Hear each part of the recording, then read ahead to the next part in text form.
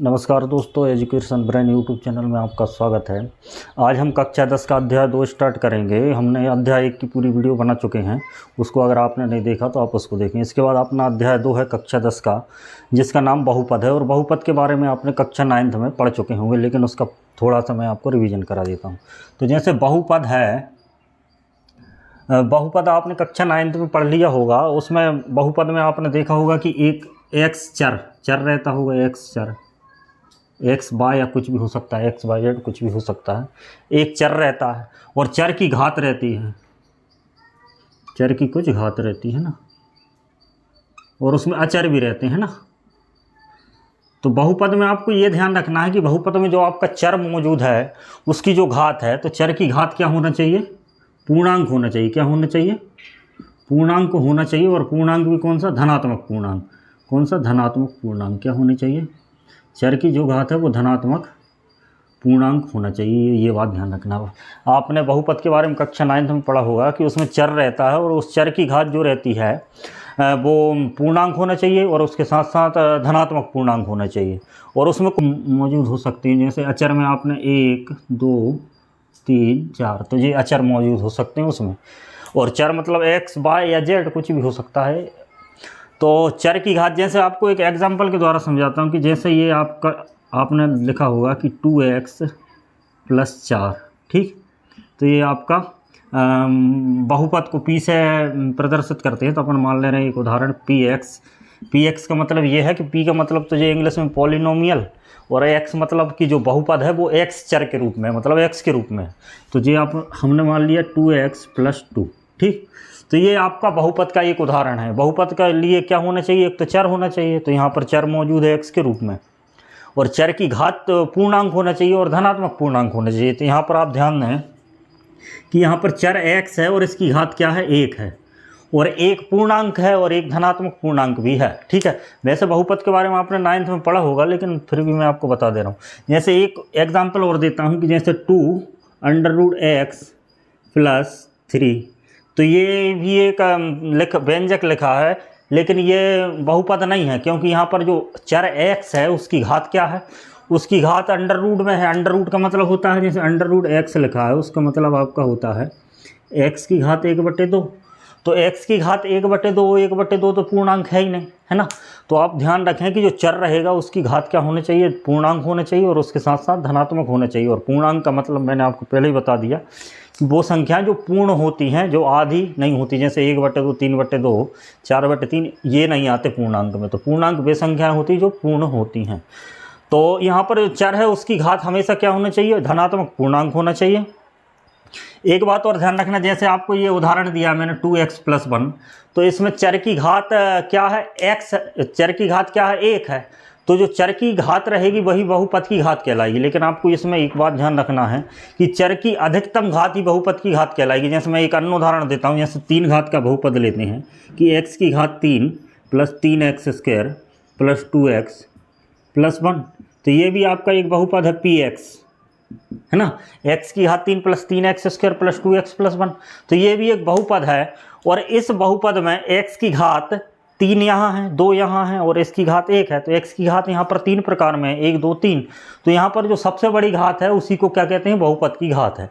तो इस प्रकार का क्वेश्चन आपका ऑब्जेक्टिव टाइप में आ सकता है। जैसे आपको कुछ बहुपद दे दिया और आपसे बोल दिया गया कि बहुपद की घात बताइए, तो जो x की सबसे बड़ी घात रहेगी उसी को बहुपद की घात कहेंगे। तो यहाँ पर x की सबसे बड़ी घात 3 है, तो यहाँ पर जो बहुपद की घात रहेगी वो क्या रहेगी? बहुपद की घात आपकी 3 हो जाएगी, ठीक ठीक। बहुपद की घात क्या? 3 हो जाएगी। और यहाँ पर बहुपद की घात क्या हो जाएगी? 1 हो जाएगी, क्योंकि बहुपद जो x है उसकी घात क्या है? अधिकतम घात क्या है? 1 है। तो जो अधिकतम घात रहेगी उसी को बहुपद की घात कहेंगे। और यहाँ पर एक बात आपको ध्यान रखना है कि x की यहाँ पर जितनी भी घातें हैं वो धनात्मक पूर्णांक हैं, उनमें कोई भी ऐसी घात नहीं है जो पूर्णांक ना हो और धनात्मक ना हो। तो यहाँ पर जैसे एक उदाहरण मैं आपको देता हूँ कि x + 1/x + 2, तो ये आपको दिखाई दे रहा बीजी व्यंजक, क्या ये बहुपद है? तो ये बहुपद नहीं है, क्योंकि यहाँ पर चर x की घात, इसकी घात तो 1 है, लेकिन जो 1/x है इसकी घात, 1/x का मतलब होता है x की घात -1 + 2। तो यहाँ पर x की घात -1 हो गई। -1 पूर्णांक संख्या तो है, लेकिन पूर्णांक के साथ साथ वो धनात्मक नहीं है, इसलिए ये बहुपद नहीं है। जैसे 1/x का मतलब ये घात नीचे जाती है तो इसकी घात 1 - 1 हो जाएगी। जैसे 1/x² है तो इसका मतलब x की घात -2, तो ये बटे की इधर ऊपर जाती है तो माइनस में घात हो जाती है। तो ये बात आप ध्यान रखना। वैसे आपको बहुपद पहचानना कक्षा 9 में बता दिया गया होगा, इस कक्षा 10th में इसके बारे में नहीं पूछा जाएगा। इसके बाद आप कुछ बातें और समझें कि जैसे ये वाला बहुपद आप देख रहे हैं तो इसमें कितने पद हैं, एक पद ये है, एक पद ये है, तो इसको क्या कहेंगे, द्विपदीय बहुपद। क्या कहेंगे, द्विपदीय बहुपद, है ना।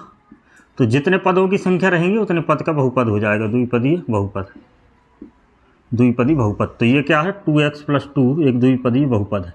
जैसे आपको एक उदाहरण दें कि 3x + 4x ये कितने पदों का बहुपद है, ठीक है।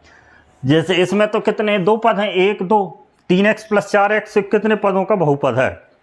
तो इस पर आपको एक ध्यान रखना है कि ये 3x + 4x, आप यहाँ पद तो आपको 2 दिख रहे होंगे, लेकिन ये द्विपदी बहुपद नहीं है, क्योंकि अभी इसको और सरल करके लिख सकते हैं कि यहाँ पर x की घात इसमें भी 1 है, इसमें भी 1 है, तो इसलिए इनमें जोड़ घटाना हो सकता है।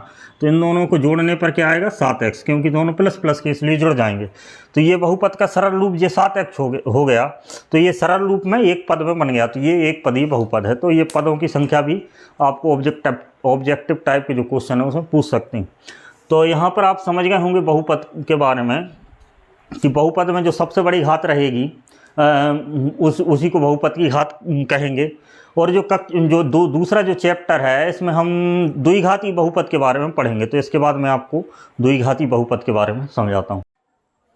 तो देखिए एक उदाहरण द्वारा समझते हैं कि जैसे एक बहुपद आपको दिया px = x² - 3x और -4, ठीक।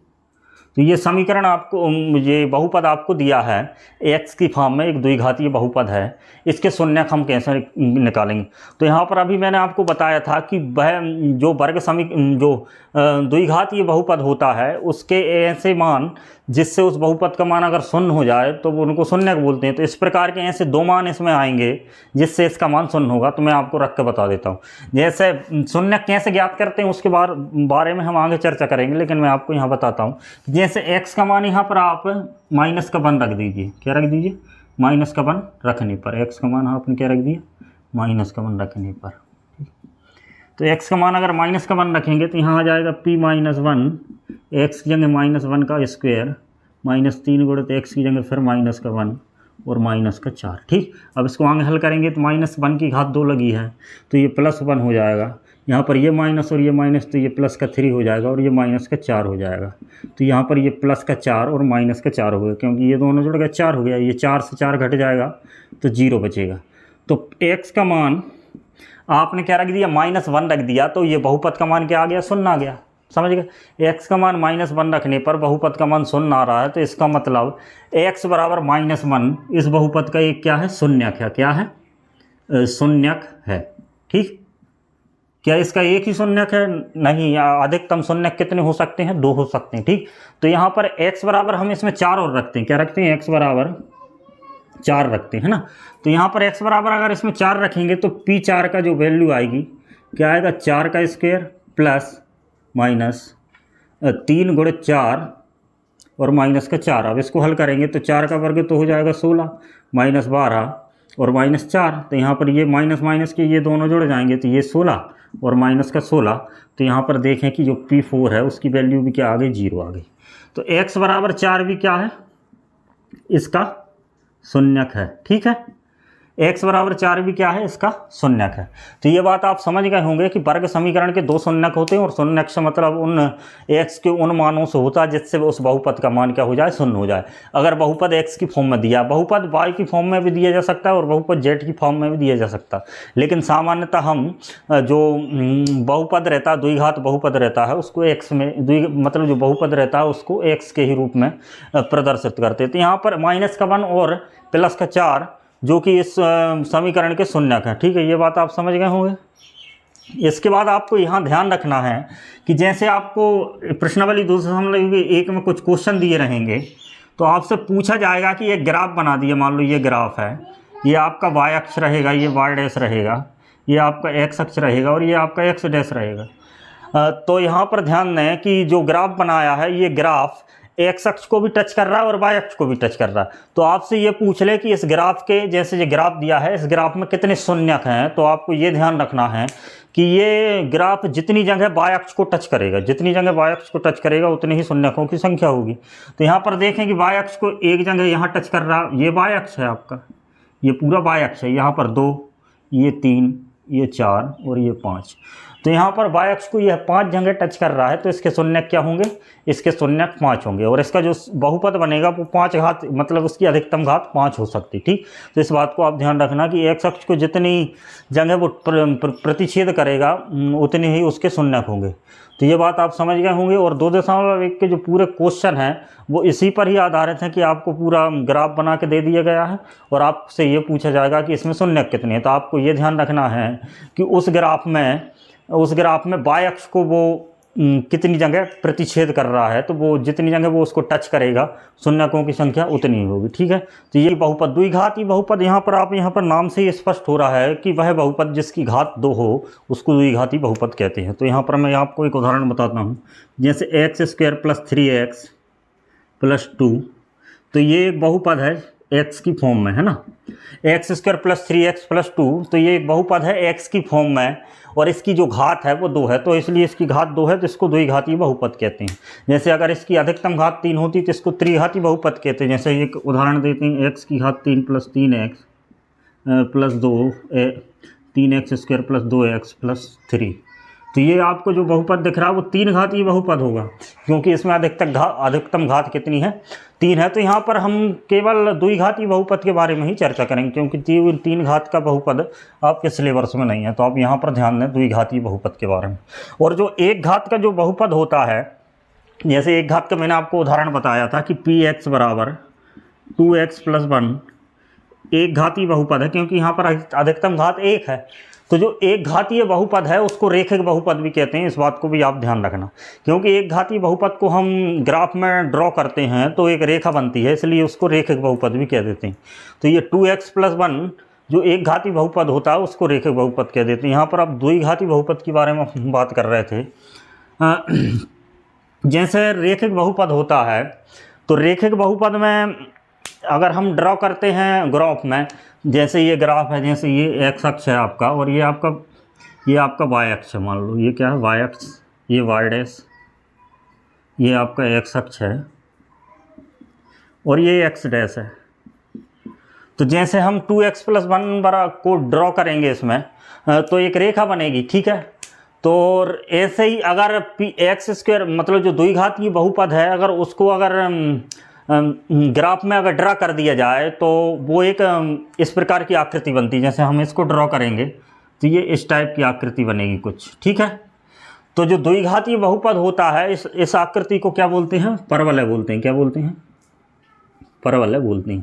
ठीक है, तो जो द्विघात बहुपद होता है उसको अगर हम ग्राफ में बनाएं तो वो एक परवलय के रूप में बनता है। तो ये परवलय आप कक्षा 11वीं में पढ़ेंगे, लेकिन 10वीं में आपको ये इतना बता देता हूँ कि ये अगर द्विघाती बहुपद है तो अगर उसको हम ग्राफ में बनाएं तो एक परवलय का निर्माण करता है। और एक घाती का बहुपद जो रहता है अगर उसको हम ग्राफ में बनाएं तो वो एक रेखा का निर्माण करता है, इसलिए इसको रेखिक समीकरण कहते हैं। ठीक है, तो ये परवलय बनाता है। तो इस परवलय के बारे में हमको ज़्यादा नहीं पढ़ना, सिर्फ इतना समझना कि ये क्या बनाता है, एक परवलय बनाता है। ठीक है, इसके बाद आप यहाँ पर ध्यान दें कि अगर ये परवलय बना रहा है, जैसे रेखिक बहुपद के बारे में आपने पढ़ा था कि जैसे अगर p की जगह हम क्या रख दें, इसमें p की जगह कुछ संख्या रख दें, p = 1 रख दें, x की जगह 1 रख दें, मान लो x = हमने इसमें क्या रख दिया, 1 रख दिया।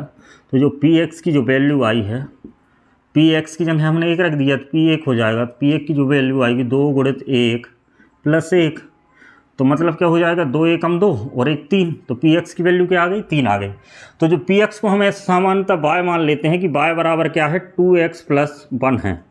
y बराबर क्या है, 2x + 1 है। px की जगह हमने y मान लिया, क्योंकि हम जो ग्राफ ड्रॉ करेंगे उसमें y और x के मान की ज़रूरत पड़ेगी। ठीक है, तो y और x के मान की ज़रूरत पड़ेगी। जो px रहता है वास्तव में वो y ही रहता है। अगर y बराबर हम यहाँ पर px लिख दे रहे हैं कि y क्या है, px है, तो y बराबर हमने px मान लिया। तो यहाँ पर x = 1 रखा तो y बराबर क्या आया, 3। तो यहाँ पर हम लिख देते हैं कि x बराबर हमने 1 रखा तो y बराबर क्या आया, 3 आया। x बराबर हम इसमें 2 रख देते हैं, तो x बराबर 2 रखेंगे तो 2 दूनी 4 प्लस 1 तो टोटल 5 हो जाएंगे। तो x बराबर हमने 2 रखा तो y बराबर क्या आ गया, 5 आ गया। ठीक, अब इन दोनों बिंदुओं को, जैसे एक बिंदु तो ये हो गया 1 और 3, और ये क्या हो गया 2 और 5। अगर इन दोनों बिंदुओं को इस ग्राफ में ड्रा करेंगे तो ये एक रेखा बनेगी। तो मैं आपको वो बता दे रहा हूँ कैसे बनेगी। आपको ग्राफ में ड्रा करना तो आता होगा, नहीं आता होगा तो इसके बाद हम अगला चैप्टर पढ़ेंगे, उसमें ग्राफ भी पढ़ेंगे। फिर भी मैं आपको सामान्यतः बता देता हूँ कि जो ग्राफ में x और y के मान रहते हैं उनको कोष्टक में लिखते हैं। पहले x का मान लिखते हैं और फिर y का मान लिखते हैं। और x का मान यहाँ रहता है, ये तो 0 रहता ही है, ये 1 रहता है, ये 2 रहता है, ये 3, ये 4, ये 5। ठीक, इस तरफ x का मान माइनस में रहता है, 1 माइनस 2 माइनस का 3 और माइनस का 4। इस तरफ y का मान प्लस में रहता है, 1 2 3 और 4, और इस तरफ y का मान माइनस में रहता है, 1 2 3 और 4। ठीक, तो ये परवल है, तो यह इसकी अभी कोई ज़रूरत नहीं है, मैं आपको रेखा करके बता। अब पहला बिंदु हमको जो दिया है, जो रेखिक समीकरण से हमने निकाला है कि जो पहला बिंदु क्या है, पहला बिंदु क्या है, x बराबर 1 है, y बराबर 3 है। तो अब यहाँ पर हम देखते हैं कि x बराबर 1 कहाँ है और y बराबर 3 कहाँ। तो x अक्ष तो ये है और x बराबर 1 मतलब धनात्मक 1 की बात हो रही है। तो यहाँ पर x बराबर 1 तो ये है। ठीक, ये x बराबर 1 हो गया। अब इसके बाद दिया y बराबर 3, तो y बराबर धनात्मक y की बात हो रही है, तो ये धनात्मक y है, तो y बराबर ये 3 हो गया। तो यहाँ से इसको बढ़ाते हैं और यहाँ से इसको बढ़ाते हैं, यहाँ पर ये जो क्रॉस करेगी उसी बिंदु को 1 और 3 बोल देंगे। ठीक है, ये बात आप समझ गए। y पे जो 3 है उसको इधर बढ़ाओ और x में जो 1 है उसको ऊपर की तरफ बढ़ाओ, और जहाँ पर ये दोनों बिंदु मिलेंगे उसी को बिंदु क्या कहेंगे, 1 और 3। इसके बाद हम दूसरा बिंदु करते हैं, क्या दिया 2 और 5। तो x बराबर 2 है, तो x बराबर 2 j है, 2 है, और y बराबर 5 आपका j है। तो 5 को इधर बढ़ा दो और 2 को इधर बढ़ा दो, तो यहाँ पर टच हो रहा है, तो x बराबर 2 y बराबर 5। ठीक, अब इन दोनों बिंदुओं को मिला देंगे तो एक रेखा बन जाएगी। इस रेखा का नाम क्या है, 2x + 1 y बराबर। ठीक, और बिंदु भी आएंगे तो इसी रेखा के अंतर्गत ही आएंगे। तो इस प्रकार ये बिंदु, ये जो रेखा है वो रेखिक समीकरण इस रेखा को निरूपित करता है। ठीक, अब इस रेखा को अगर हम इधर बढ़ाएं, धीरे धीरे ऐसे बढ़ा दिए मान लो, तो ये y अक्ष को भी प्रतिच्छेद कर रही है और ये x अक्ष को प्रतिच्छेद कर रही। तो यहाँ पर आपको ये ध्यान रखना है कि ये x अक्ष पे जहाँ प्रतिच्छेद कर रही है, जैसे x अक्ष पे ये इस बिंदु पर प्रतिच्छेद कर रही है मान लो, तो यहाँ पर x अक्ष पे जिस बिंदु पर प्रतिच्छेद कर रही है और y अक्ष पे वह बिंदु क्या है, 0 है। y अक्ष पे तो वह 0 है और x पे क्या है, वह बिंदु है कुछ। तो y बराबर अगर इस समीकरण में 0 रख दिया जाए, मतलब आपका समीकरण क्या दिया था ये, इसमें अगर y बराबर 0 रख दें तो 2x + 1 बराबर क्या हो जाएगा, 0, क्योंकि y की जगह 0 हो जाएगा। तो 2x बराबर -1 हो जाएगा और x बराबर -1/2। तो यहाँ पर ध्यान दें कि जो 1 पे जो तो रफ के लिए हिसाब से बनाया था, जैसे ये 1/2 पे ये आ गया, 1/2 बिंदु है, तो y अक्ष को -1/2 पे ये प्रतिच्छेद कर रही है। तो इसका मतलब ये है कि जो आपको जो बहुपद दिया, रेखिक बहुपद, उसमें y बराबर 0 कब आएगा, y बराबर 0 जब आएगा जब x बराबर -1/2 रखेंगे। ठीक है, तो ये जैसे ये आपका समीकरण दिया था कि y बराबर क्या था आपका, 2x + 1 था, y बराबर 2x + 1 था। तो 2x + 1 में अगर x की जगह अगर -1/2 रख दिया जाए, तो हम रखते हैं 2 गुणित x की जगह -1/2 प्लस का 1, तो ये 2 से तो 2 कट गया। ठीक, अब आपके पास क्या बचा, y ये -1 और ये +1, तो 1 से 1 कट गया, y बराबर आपका क्या आ गया, 0 आ गया। तो y बराबर 0 आ गया। तो यहाँ पर आपको इस बात को समझाने का तात्पर्य ये था कि अगर x के किसी बिंदु पर अगर किसी बहुपद का मान 0 आ जाता है, जैसे 1/2 पे, -1/2 पे बहुपद 2x + 1 का मान क्या आ गया, 0 आ गया, तो इसका मतलब -1/2 जो संख्या है वो इस समीकरण का क्या है, शून्यक है ना, क्या है, शून्यक है, या इसको मूल भी बोलते हैं, लेकिन यहाँ पर इसमें शून्यक बोला गया है क्योंकि इसको रखने से इस बहुपद का मान 0 आ रहा है, इसलिए इसको शून्यक बोलते हैं। और इस ग्राफ को समझाने से तात्पर्य ये था कि x अक्ष पे ये यहाँ टच कर रही, तो x अक्ष पे ग्राफ जहाँ टच करता है उसी बिंदु को उस बहुपद का शून्यक बोलते हैं। ठीक है, और अभी मैंने आपको बताया था कि जो द्विघात समीकरण होता वो एक परवलय के रूप में होता, क्या किसके रूप में होता, उसका जो ग्राफ होता है वो परवलय के रूप में होता है, और परवलय x अक्ष को 2 बिंदुओं पर टच करता है। कितने बिंदुओं पर टच करता है, दो बिंदुओं पर टच करता है, इसलिए जो आपका जो द्विघातीय बहुपद है उसके शून्यक कितने, अधिकतम कितने हो सकते हैं, 2 हो सकते हैं। कितने हो सकते हैं, अधिकतम 2 हो सकते हैं, क्योंकि यह दो बिंदुओं पर टच करता है, तो इस बात को आप ध्यान रखना। तो अगर वर्ग समीकरण के आपको शून्यक से तात्पर्य यहाँ पर यह है कि x का ऐसा कोई सा मान रखें जिससे इस पूरे बहुपद का मान शून्य हो जाए, तो उस मान को क्या कहेंगे, शून्यक कहेंगे। और यहाँ पर x के ऐसे 2 मान रखे जा सकते हैं जिससे इस समीकरण का मान शून्य हो जाता है। ठीक, तो इसी के बारे में हम इस अध्याय में आगे पढ़ेंगे। ठीक है, तो ये देखिए कुछ 2.1 के पहले 3 ग्राफ हैं, उनमें आपको शून्यकों की संख्या बताना है। तो पहला ग्राफ आप देखिए, शून्यकों की संख्या से मतलब ये होता है कि बाय अक्ष को वो कितनी जगह प्रतिच्छेद कर रहे हैं। तो ये वाला आपका ग्राफ है, तो ये बाय अक्ष को कितनी जगह प्रतिच्छेद कर रहा है, तो बाय अक्ष ये है और ग्राफ ये है, तो इसमें तो प्रतिच्छेद हो ही नहीं रहा, तो इसका मतलब यहाँ पर शून्यकों की संख्या कितनी है, 0 है। इसका आंसर क्या जाएगा, 0। यहाँ पर शून्यक है ही नहीं कोई भी, क्योंकि ये फिर इसको प्रतिच्छेद नहीं कर रहा, तो ये बात आप समझ गए। इसके बाद आपका दूसरा क्वेश्चन है, तो दूसरा क्वेश्चन में बाय अक्ष जो ग्राफ दिया है वो एक्स अक्ष को कितनी जगह प्रतिच्छेद कर रहा है, तो एक्स अक्ष को यहाँ पर प्रतिच्छेद कर रहा है, बाय अक्ष को कहाँ प्रतिच्छेद कर रहा है उससे कोई मतलब नहीं, सिर्फ एक्स अक्ष की बात है। तो यहाँ पर एक जगह प्रतिच्छेद कर रहा है, तो इसके शून्यकों की संख्या 1 हो जाएगी। अगला वाला ग्राफ है, इसमें आपको देखना है कि एक्स अक्ष को कितनी जगह प्रतिच्छेद कर रहा है। तो यहाँ पर ध्यान दें कि एक्स अक्ष को एक जगह पर ये, एक जगह पर ये, एक जगह पर ये, तो कितनी जगह कर रहा है, 3 जगह पर प्रतिच्छेद कर रहा है, तो इसका आंसर क्या आ जाएगा, 3 आ जाएगा। इसी प्रकार अगले सवाल हैं, चौथे नंबर का जो ग्राफ है आपकी बुक में देख लीजिएगा कि ये वाला चौथे नंबर का, ये बाय अक्ष को कितनी जगह, एक्स अक्ष को कितनी जगह प्रतिच्छेद कर रहा था। यहाँ पर ध्यान दें कि ये एक जगह ये, एक जगह ये, 2 जगह प्रतिच्छेद कर रहा था, इसका आंसर क्या आ जाएगा, 2 आ जाएगा। इसके बाद अगला क्वेश्चन है, ये कितनी जगह कर रहा था, इसमें 1 2 3 4 जगह प्रतिच्छेद कर रहा था, इसके शून्य कितने हो जाएंगे, 4 हो जाएंगे। इसके बाद अगला 1 2 और ये 3 जगह प्रतिच्छेद कर रहा था, इसके शून्य कितने हो जाएंगे, 3 हो जाएंगे। ठीक है, तो ये एक ही जगह गिना जाएगा, इसको 2 मत गिन लेना, ये एक ही जगह प्रतिच्छेद कर रहा है, तो 1 2 और 3, तो इस बात को आप ध्यान रखें। तो ये आपकी प्रश्नावली 2.1, इसमें इसी प्रकार के ये 6 क्वेश्चन थे, तो ये मैंने आपको करवा दिए। आपको सिर्फ इतना ध्यान रखना है कि ग्राफ एक्स अक्ष को कितनी जगह प्रतिच्छेद कर रहा है, उतने ही शून्यकों की संख्या होगी। तो इसके बाद हम प्रश्नावली 2.2 के बारे में पढ़ते हैं। तो आइए हम अब द्विघात बहुपद के बारे में थोड़ा और समझते हैं। जैसे द्विघात जो बहुपद रहता है उसका स्टैंडर्ड फॉर्म में अगर हम लिखें तो कैसे लिखते हैं, ax² + bx + c। तो ये द्विघात बहुपद का क्या है, मानक रूप या स्टैंडर्ड फॉर्म है ना, यह सामान्य रूप है ना, मानक रूप में द्विघात बहुपद है ना। तो द्विघात बहुपद इसी रूप में लिखा जाता है सामान्यतः, जैसे ये px = ax², अगर x की फॉर्म में है तो, अगर y की फॉर्म में है तो अपन इसी को ऐसे लिख सकते हैं कि ay² + by + c = 0। तो जैसे इसको एक उदाहरण द्वारा समझते हैं, जैसे उदाहरण के लिए आपको 2x² - 8x + 6, ठीक, तो ये एक बहुपद लिखा द्विघात बहुपद, क्योंकि इसकी घात क्या है, अधिकतम 2 है और 2 है, और इसमें x जितने भी x हैं उन सभी की घात क्या है, पूर्णांक है, एक घात और एक 2 घात है। तो इसको आप देखते हैं,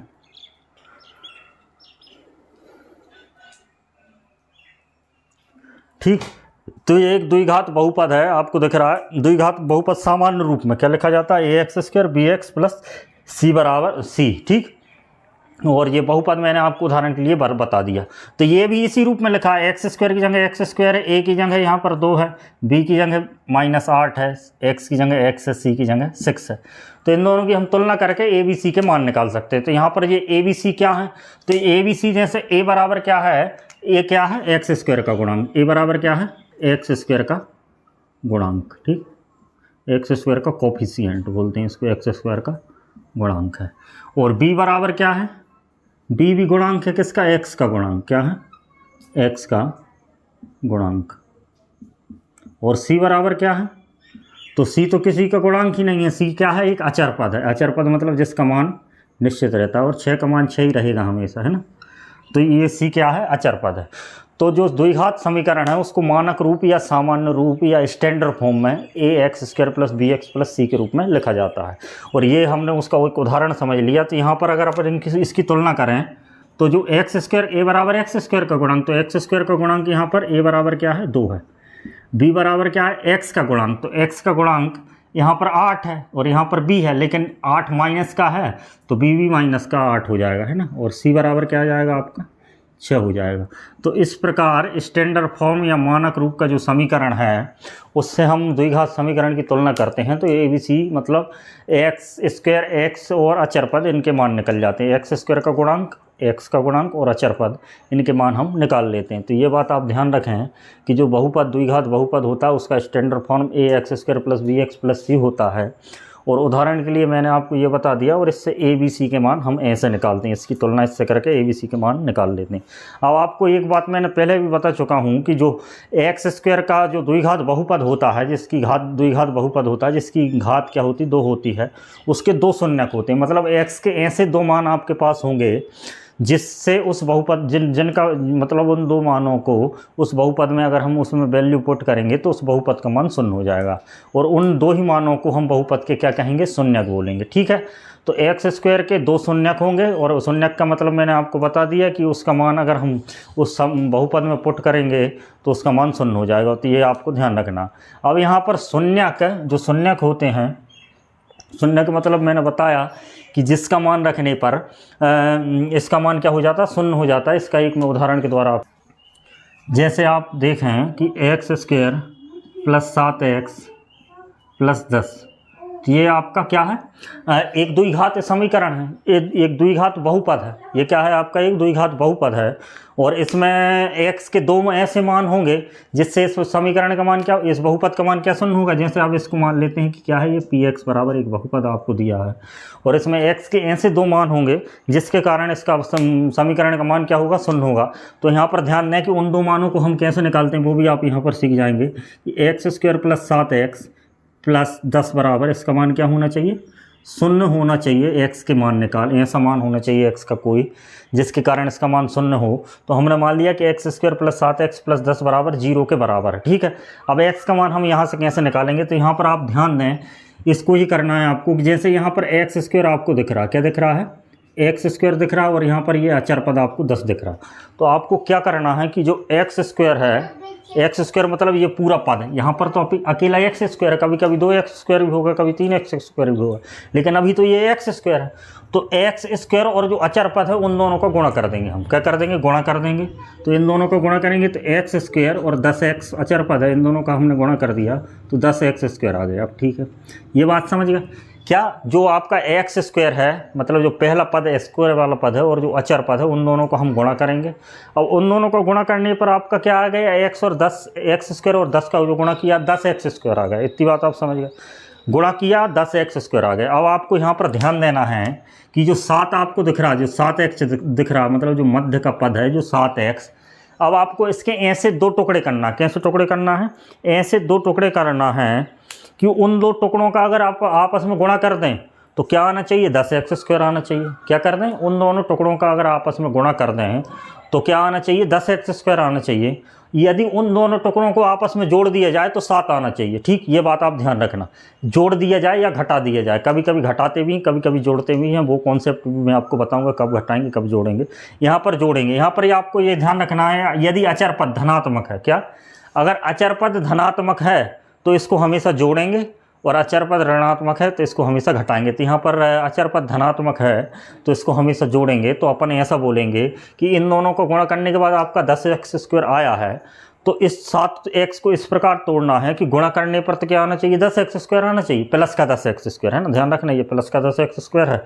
और यहाँ पर ये 10 प्लस का है तो इसका मतलब यहाँ पर इसको जोड़ने पर, प्लस मतलब जोड़ने पर 7 आना चाहिए। तो आप यहाँ पर ध्यान दें तो ये इस प्रकार टूटेगा कि एक्स स्क्वायर तो आपका वैसे ही रहेगा और आपका 10 आपका वैसे ही का वैसा रहेगा और बराबर 0 है ही। तो यहाँ पर आप ध्यान दें कि जो 7x है, अब आप इसको ऐसे भी लिख सकते हैं, क्या लिख सकते हैं कि 5x प्लस 2x। बात समझ रहे हैं ना, ये 7x को ही हमने इस प्रकार लिखा है। ध्यान दें कि 7x को हमने क्या लिख दिया, 5x प्लस 2x लिख सकते हैं, कोई दिक्कत नहीं उसमें, लेकिन आपको लिखना इस तरीके से है कि तोड़ना इस तरीके से 7x को कि उन दोनों का गुणा क्या आना चाहिए, 10x स्क्वायर आना चाहिए और जोड़ने पर 7 आना चाहिए। तो यहाँ पर जोड़ने पर 5 और 2 7 हो रहे हैं और 5x और 2x का आप गुणा करेंगे, 5x गुणित 2x का आपने गुणा कर दिया तो 5 दूनी तो हो गया 10 और x को का गुणा हो गया एक्स स्क्वायर। तो ये पूरी शर्त को संतुष्ट कर रहा है। ये आपका रफ कार्य है, इसको आपको मन में ही सोचना है ना। इसके बाद यही स्टेप आती। तो x square plus 5x plus 2x plus 10 बराबर 0 आपका आ चुका है। हमने 7x के 2 टुकड़े ऐसे कर लिए कि गुणा करने पर 10x स्क्वायर आना चाहिए और जोड़ने या घटाने पर, कभी कभी घटाते भी कभी कभी जोड़ते भी हैं, जोड़ने या घटाने पर क्या आना चाहिए 7x स्क्वायर 7 आना चाहिए। ठीक है। अब इसके बाद आपकी जो अगली स्टेप है, इन दोनों पदों को आप देखें कि इन दोनों पद में कॉमन लेंगे तो इन दोनों पद में जो कॉमन आ रहा है वो क्या आ रहा है, x कॉमन आ रहा है, क्योंकि x इधर भी है और x इधर भी। कॉमन लेने का मतलब ये होता है कि इन दोनों पद में आप x से भाग दे दीजिए। ठीक है। तो यहाँ पर हमने x कॉमन ले लिया, तो ध्यान दें, तो यहाँ पर एक्स स्क्वायर x कॉमन ले लिया मतलब x से भाग दे दिया। तो एक्स स्क्वायर में x से भाग देंगे तो एक x कट जाएगा, एक बचेगा। 5x में x से भाग देंगे तो क्या आएगा, x कट जाएगा, 5 अकेला बचेगा। ठीक, इन दोनों पद में से हमने कॉमन ले लिया। इसके बाद अगला पद आपको दिख रहा है कि 2x प्लस 10 है, 2x प्लस क्या है 10 है। तो इन 2x और प्लस 10 में से भी एक संख्या कॉमन आ रही। क्या कॉमन आ रहा है, 2 कॉमन आ रहा है, क्योंकि 2x में भी 2 से भाग जा रहा है और 10 में भी 2 से भाग जा रहा है। तो यहाँ पर ये प्लस का चिन्ह आप ये यहाँ लिखेंगे और 2 कॉमन ले लेंगे तो यहाँ x बचेगा और 10 में भी 2 से भाग दे देंगे, 5 हो जाएगा बराबर 0। ये बात आप समझ गए कैसे। यहाँ पर इससे x कॉमन ले लिया तो x प्लस 5 और यहाँ से 2 कॉमन आ रहा, 2x प्लस 5, 10 में से 2 कॉमन ले लिया। तो कॉमन लेने का मतलब मैंने आपको बताया कि ये दोनों पदों में 2 से भाग दे दो। तो यहाँ 2 से भाग दे दिया, 2 से 2 कट गया, x हो गया। यहाँ 2 से भाग दे दिया तो 2 पंजे 10 हो गया। ठीक, अब ये आपने कॉमन ले लिया। अब इसके बाद अगली स्टेप में भी आप यहाँ पर ध्यान दें कि जो x प्लस 5 दिख रहा है इधर और x प्लस 5 आपको इधर दिख रहा है, तो यहाँ पर भी ये 2 पद हैं और इन दोनों पदों में x प्लस 5 कॉमन आ रहा है। क्या आ रहा है, x प्लस 5 कॉमन आ रहा है। कॉमन लेने का मतलब मैंने आपको अभी बताया कि कॉमन लेने का मतलब ये होता है कि उन दोनों पदों में जो संख्या कॉमन ले रहे हैं उससे भाग दे दो। तो यहाँ पर हम x प्लस 5 कॉमन ले लें, मान लो, तो ये आपने x प्लस 5 कॉमन ले लिया। ठीक, तो ये कॉमन लेके बाहर निकाल दिए। अब यहाँ पर इस पद में ये 2 पद हैं, ये वाला पद और ये वाला पद। ठीक, इन दोनों पदों में x प्लस 5 कॉमन ले लिया तो x प्लस 5 से अपन भाग देंगे। तो यहाँ पर x प्लस 5 से भाग देंगे तो x प्लस 5 कट जाएगा, इधर अकेला x बचेगा। तो ये इधर का x बचा, इधर x प्लस 5 कटेगा, 2 बचेगा तो x प्लस 2 बचा और बराबर में आपका 0 चल रहा है। ठीक, अब यहाँ पर ध्यान दो कि x प्लस 5 और x प्लस 2 आप आ गए और इन बराबर 0, मतलब x प्लस 5 और x प्लस 2 ये इन दोनों के बीच में काय का चिन्ह है, गुणा का चिन्ह है। तो इन दोनों के बीच में जो, तो इस प्रकार इनके गुणन, मतलब ये गुणनखंड विधि है, इसी आधार पर हम शून्य ज्ञात करेंगे। x प्लस 5 और x प्लस 2 इन दोनों का गुणा किया, गुणा 0 के बराबर आएगा, है ना। इसको हल करने से हमको ये पता चला कि x प्लस 5 और x प्लस 2 इस बहुपद के गुणनखंड हैं और इन दोनों को गुणा करने पर 0 के बराबर आएगा। यहीं से आपको समझना है कि इन दोनों का गुणा करेंगे तो ये 0 के बराबर आएगा। तो इसका मतलब ये है कि इन दोनों में से या तो ये 0 होगा या ये 0 होगा, जब ही तो 0 आएगा, या दोनों 0 होंगे। ठीक, यही है कि अगर इसका मान x प्लस 5 का मान 0 होगा तो 0 का इसमें गुणा होगा तो ये 0 हो जाएगा, क्योंकि समीकरण को संतुष्ट होना जरूरी है। तो यहाँ पर हम ये इसके बाद ये करेंगे कि या करके लिख देंगे कि या कि x प्लस 5 का मान क्या होगा, 0 होगा। तो x प्लस 5 का मान 0 होगा तो 5 उस तरफ जाएगा तो x का मान क्या आएगा, -5 आएगा। ठीक, ये बात समझ गए। इसके अलावा या तो ये 0 होगा अथवा करके लिख देंगे, अथवा x प्लस 2 बराबर 0, ये 0 होगा तो x का मान क्या आएगा, -2 आएगा। ठीक, तो ये x के आपके पास 2 मान आ गए, एक -5 आया और एक -2 आया। तो इस तरीके से ही हम बहुपद के जो द्विघात बहुपद रहता है उसके शून्य ज्ञात करते हैं। इसको मैंने विस्तार से आपको इसलिए समझाया कि इसी तरीके से हम प्रश्नावली 2.2 के जो क्वेश्चन है उसको इसी तरीके से करेंगे। तो ये बात आपको ध्यान से समझना। ठीक है, अब यहाँ पर ध्यान दो कि ये शून्यक हैं, तो इसका मतलब ये है कि x की जगह अगर इस बहुपद में अगर -5 रख दिया जाए तो इसका मान 0 आएगा, या x की जगह -2 रख दिया जाए तब भी इसका मान 0 आएगा। तो मैं इसको आपको करके भी बता देता हूँ कि जैसे px बराबर आपको जो शून्यक दिया था x² प्लस 7x प्लस 10, तो इसका मान अगर x की जगह हम -5 रखें इसमें तो रखेंगे तो ये -5 का वर्ग आएगा प्लस 7 गुणे तो x की जगह फिर -5 तो ये -5 और प्लस 10, और जो माइनस की संख्या रहती है उसको कोष्टक में लिखते हैं ना। अब इसके बाद -5 का अगर स्क्वायर करेंगे तो वो प्लस का हो जाएगा तो 25 हो जाएगा ये। ठीक, और यहाँ पर ये 7 प्लस का और माइनस का 5 है तो ये दोनों का गुणा करेंगे 7 × 35 हो जाएगा। x बराबर 5 रखने पर यहाँ तक पहुँच गए थे हम। इसके बाद देखें कि 25 और 10 क्या होता है, 35 प्लस का, ये प्लस का 35 और ये माइनस का 35। ये 35 में से 35 जाएगा 0। तो x बराबर -5 रखने पर 0 आ रहा, तो मतलब x बराबर -5 इस बहुपद का एक शून्यक है। यदि x बराबर -2 रखें, मैं यहाँ आपको रख के बता देता हूँ, -2 रखेंगे तो x स्क्वायर की जगह -2 तो -2 का स्क्वायर, फिर यहाँ पर 7 गुणित -2 और ये 10। ठीक, इसको भी हल करके मैं बता दे रहा हूँ। 2 दूनी 4 प्लस के 7 दूनी 14 माइनस के और ये प्लस का 10 और ये 10 प्लस का और 4 प्लस का ये 14 -14 तो ये 0। समझाने का तात्पर्य सिर्फ इतना था कि आपको ये समझाना कि शून्यक का मतलब ये होता है, जैसे x square plus 7x plus 10 बराबर द्विघात बहुपद है, इसके 2 शून्यक होंगे अधिकतम। तो -5 और -2 इसके 2 शून्यक हमने गुणनखंड विधि से निकाल के मैंने आपको बताया, तो निकाले। अब इन शून्यकों का मान अगर हम इसमें रखेंगे तो इसका मान 0 आएगा, -5 रखेंगे जब भी 0 आएगा, -2 रखेंगे जब भी 0 हो आएगा। ठीक है, तो ये इसके बाद हम पढ़ेंगे कि जो द्विघात बहुपद है उसके जो गुणांक रहते हैं, एक्स स्क्वायर का गुणांक क्या है, a है, ये देखो, और x का गुणांक क्या है, b है, इसका गुणांक a है और c अचर पद है। तो ये 3 ABC जो हम ABC हैं इनका, और जो हमारे जो शून्यक आ रहे हैं इनका, मतलब द्विघात बहुपद के शून्यक और उनके गुणनखंडों के बीच एक संबंध होता है, उस संबंध के बारे में हम अब चर्चा करेंगे। तो इस वीडियो में हम इतना ही पढ़ते हैं, इसके बाद हम इसके संबंध के बारे में चर्चा अगले वीडियो में करेंगे, और अगले ही वीडियो में हम हो सका तो 2.2 अगले वीडियो में पूरा कंप्लीट कर देंगे। तो आज की वीडियो में सिर्फ इतना ही। अगर आप मेरे साथ कक्षा 10 की गणित की तैयारी करना चाहते हैं तो आप इस चैनल से जुड़ने के लिए चैनल को सब्सक्राइब करें। धन्यवाद।